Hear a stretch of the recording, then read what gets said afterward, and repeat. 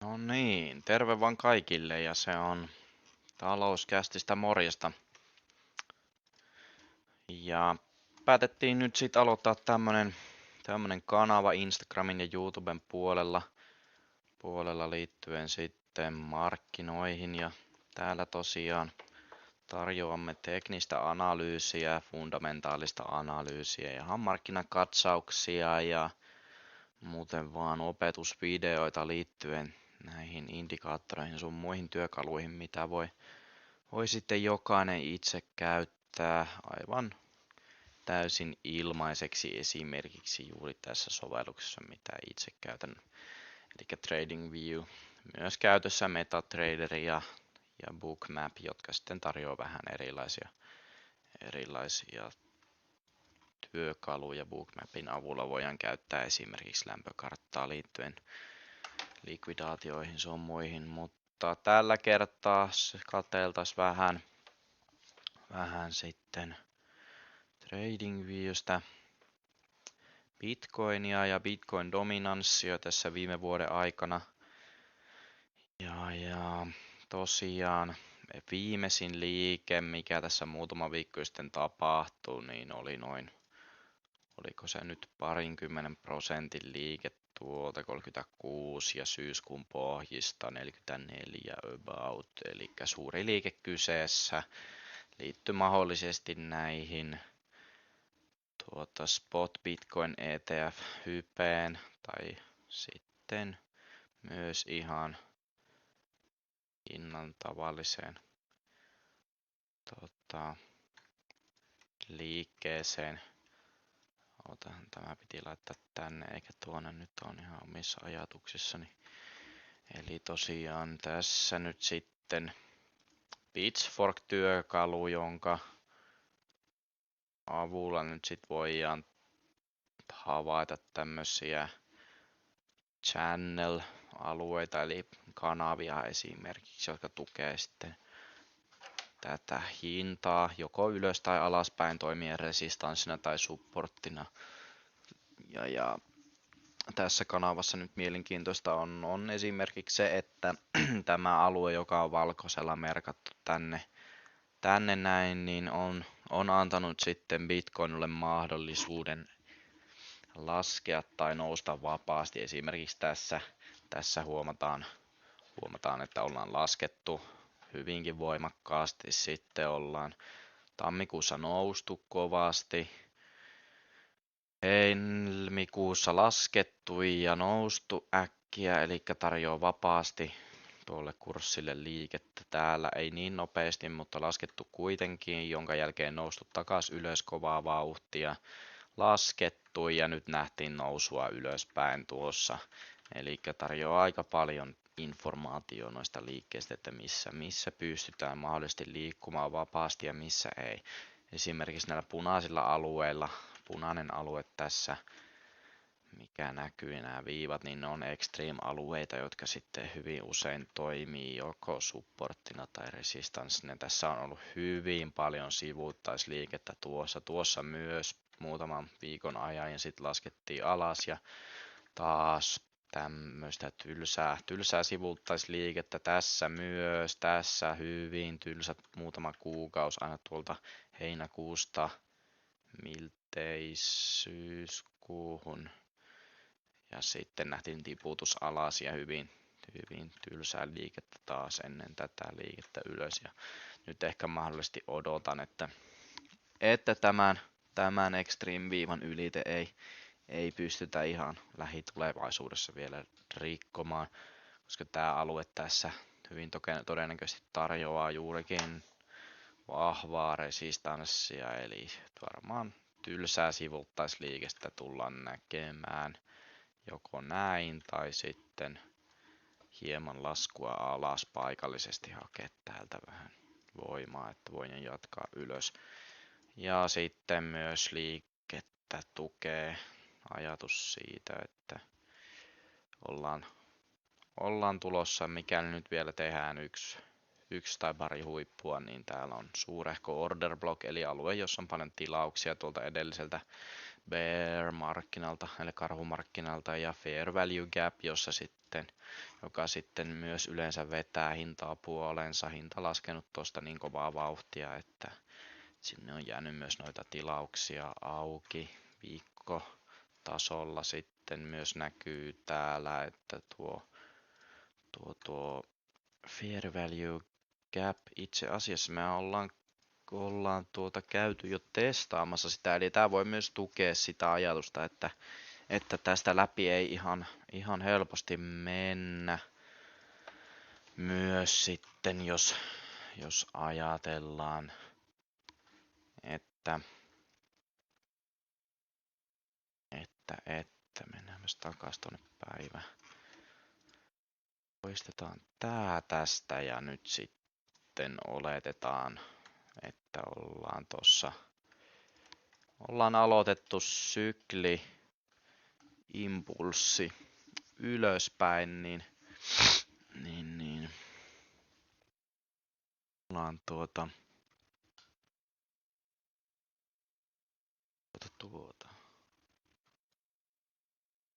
tää nyt tänne pahoittelut. Eikä nyt jos tää olisi sitten kolmos sykli, jota tehdään, niin täällä ollaan tää käyty 1,65 kultaista leikkausta sen suhteen. Eli kultainen leikkaus toimii hyvin usein sitten suurena tukitasona tai resistanssina. Jotas täältä mahdollisesti tuossa on joo.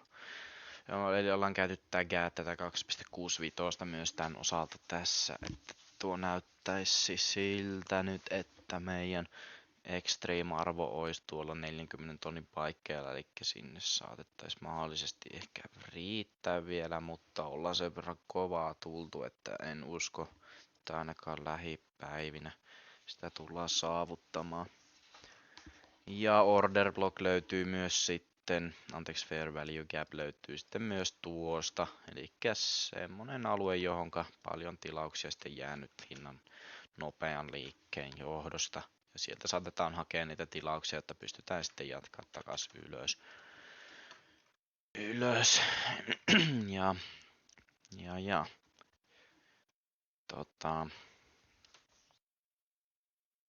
Volume profilea piti kahtoa. Eli volyymiprofiilia tuossa. Jos nyt se asetetaan vaikka tänne, jos se nyt antaisi ladata sen. Aina tuntuu olevan ongelmia tämän kanssa. Tämä on viikko tuolta. Volume profile, toimisiko tuossa? Tuossa nyt jää paljon kyllä arvoja pois. Tämä on kumma, että ei anna nyt aukasta sitä, mutta tuossa näyttäisi olevan kyllä paljon volyymia tällä alueella ylipäätään tuossa. Katsotaan, laitan tuosta vielä viivan tonne. Tuossa on paljon volyymia ollut. Volyymin tunnistaa siitä, että siinä on paljon konsolidoitu. Eli hinta on tehnyt sivuuttaisliikettä paljon. Ja tuossa myös, joka sitten saattaa tukea sitä ajatusta siitä, että tätä saattaa toimia kovana vastustasona. Ja halvingin tosiaan noin 6 kuukautta. En ole vielä aivan täysin bull-markkinamodeessa sen suhteen, että hyvin usein bull-markkinassa nämä kurssiliikkeet sit lähtee aivan parabolisiksi, niin kuin täällä nähdään. Ihan järkyttäviä liikkeitä ylös ja alas. Niin en usko, että vielä ollaan, että tultaisiin näkemään jotain tämän näköistä liikettä tuonne aina 100 000 asti ja sitten takas alas ja ylös. En ennen ainakaan halvingia usko, että semmoista tullaan näkemään. Tietysti saatetaan aina tonne 50 tonnia asti mahdollisesti päästä, mutta se sitten aika näyttää. Ja hyvin useinhan nämä nämä kurssihuiput bull-markkinoissa tehty. Olikohan se nyt sitten joulukuussa muutama vuosi halvingin jälkeen vai. En nyt muista tarkalleen, mutta kuitenkin pääasia on se, että ne on tullut aina halvingin jälkeen, niin en näe, että pystyttäisiin tässä vielä kuitenkaan uusiin huippuihin puskemaan. Kuitenkin olen koko ajan ollutkin tässä 2023 vuoden aikana hyvin positiivinen Bitcoinin suhteen, eli en ole sitä sakkia, joka odottaa Bitcoinia 10 000 dollariin, että olen koko vuoden 2023 ostanut tasaisin välein ajoin Bitcoinia dollar cost average ollut sitten strategiana usein, ja sitten jos on tullut vähän enemmän rahaa, niin saattanut heittää jossain analyysissä, kun on tarpeeksi analysoinut, niin pistänyt sitten rahaa jossain, ja yllättävän hyvin on toiminut tähän mennessä. Tosiaan vielä sen verran Bitcoinista unohtui tuohon sanoa, niin Relative Strength Index, eli relatiivinen voimaindeksi, tosiaan kuvastaa sitten sitä liikkeen nopeutta, voimakkuutta, vahvuutta, niin voi yleensä antaa viitteitä tulevaisuudesta. Esimerkiksi tässä nyt huomataan se, että meidän ostovoima alkaa heikkenemään. Relative Strength Index tekee laskevia arvoja, kun kurssi tekee nousevia arvoja, joka sitten saattaa antaa viitteitä siitä, että meillä alkaa tuo nousu olla loppuvaiheilla sitten. Ja usein tämä sitten joko tarkoittaa sitä, että hinta näkee sivuuttaisliikettä tai osittaista laskua paikallisesti alas, jolloin sitten myös saa Relative Strength Index laskettua ja voidaan sitten sen jälkeen jatkaa takas ylös. Ja etenkin tärkeää olisi nyt sitten nähdä vähän laskua tässä päivän RSI-indikaattorissa tonne ainakin neutraaliarvoihin, ja sitten voitaisiin taas jatkaa ylöspäin. Viikon osalta ollaan osumassa tonne overbought yliostettu alueelle, mutta siellä ei sitten olla vielä samalla tavalla kuin esimerkiksi täällä edellisessä bull-markkinassa. Mutta joo, eli näiden kahden ero sitten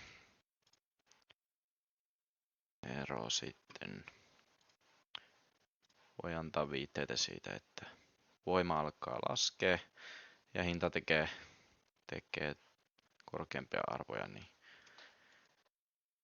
niin todennäköisesti jonkunnäköistä muutosta tullaan näkemään ennen kuin pystytään jatkamaan taas ylös. Mutta Bitcoin-dominanssi, se on sitten mitä voitaisiin katsoa viikkoaikaväliä tässä tosiaan, ja ollaan rikottu tuossa kesäkuun aikana tuo dominanssirange täältä, jossa pyörittiin aina vuodesta 2021 kesäkuu vuoteen 2023 kesäkuu, eli se on ollut se alue, jossa Bitcoin on sitten pyörinyt paljon. Rikottiin se, ja niille, ketkä nyt ei tiedä, niin Bitcoin-dominanssihan meinaa siis sitä, että mikäli se olisi 100%, niin kaikki kryptovaluutoissa olevat rahat olisi Bitcoinissa kiinni, ja sehän on ollut tosiaan 100% silloin, kun mitään muuta altcoinia ei vielä ole ollut, eli ennen tuota vuotta 2014 huhtikuu, en muista nyt mikä projekti sieltä tuli, mutta taisi olla Litecoin tai Ripple on ainakin hyvin vanhoja projekteja, jotka on tähän päivään säilynyt. Mutta silloin tosiaan tuossa 2016-2017 paikalla nähtiin suuri tiputus tuolta melkein 100 tonne 35%. Ja silloin kun Bitcoin dominanssi on laskussa, niin altcoin puolella sitten yleensä nähdään kovaa liikettä. Nyt ollaan kyllä viime viikkojen aikana nähty altcoin puolella paljon liikettä esimerkiksi Solanalla ja Linkillä ja Aave ja siellä on ollut monta muutakin, on nämä tekoälyprojektit ollut nousussa, Fetch AI ja Summut ja moni muukin ADA ja Uniswap nähnyt aika paljon nousua, niin se saattaa myös antaa viitteitä siitä, että dominanssi saattaa lähteä mahdollisesti laskuun. Kuitenkin olettaisin, että meillä on vielä tilaa tänne edellisiin order blokkeihin ja fair value gapiin. Tämä alue ainakin haluttaisiin jollain tavalla täyttää sitten ja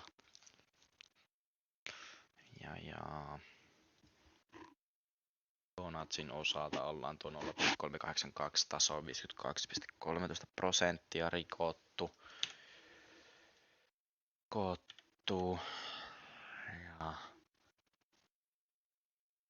Ja seuraava targetti olisi 0,5 ja sen jälkeen sitten kultainen leikkaus asettuu tänne order blockin ja fair value gapin alueelle, niin se voisi olla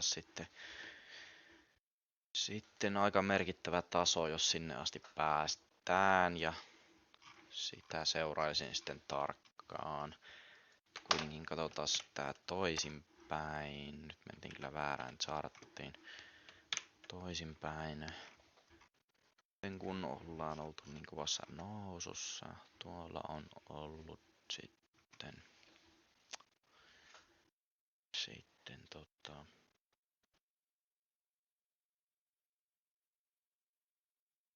joo.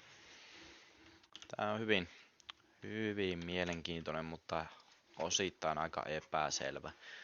Eli tilaa kuitenkin ylöspäin on, mutta sitten kuitenkin kun osa altcoinista on nähnyt sen verran liikettä ylös, niin olettaisin, että saatetaan dominanssi osalta nähdä laskua sitten kuitenkin altcoinit pystynyt pitämään sen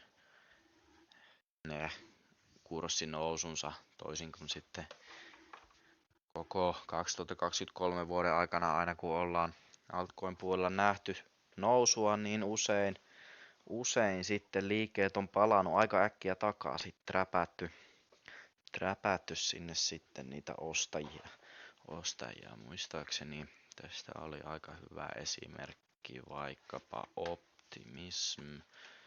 Täällä on otetaan täältä vähän tyhjempi chartti. Optimism. Täällä esimerkiksi on ollut paljon liikettä, lähdetty laskuun, nousu, feikautattu porukkaa, laskettu, noustu ja niin edespäin. Nyt ollaan sitten täällä tekemässä jotain. Linkki myös, onko se on täällä. Linkin osalta ollaan sitten nähty kanssa hyvinkin tämmöistä sivuuttaisliikettä koko 2023, että ollaan feikautettu, mutta nyt sitten ollaan päästy rikottu tää range, jossa ollaan pyöritty muutaman vuoden ajan. Ja Litecoin kans hyvin zigzag-maista liikettä. Litecoin kyllä teki hyvää työtä 2023 vuonna tehnyt, mutta nyt ollaan laskettu aika paljon alas. Mutta joo. Solana myös noussut ylöspäin tuosta rangesta, mikä tuolla on ollut. Elikkä mitä nyt sitten aattelen, niin Bitcoinilla on vielä varaa nousta, mutta luultavasti altcoinit sitten tulee kans näkemään jonkunnäköistä nousua lähiaikoina. Siellä nyt oli vielä Uniswap, muistaakseni joo. Mutta tosiaan tässä varmaan olisi sitten tältä erää ihan tarpeeksi. Ja mikäli on ehdotuksia, mistä instrumentista haluaisitte nähdä analyysiä tai onko jotain aihetoiveita, onko tutoriaalivideo jostain indikaattorista tai strategiasta sun muusta, niin jättäkää alas mahdollisesti, jos kiinnostaa ja tykätkää, tilatkaa, mitä ikinä. Ja se on tältä erää. Kiitos.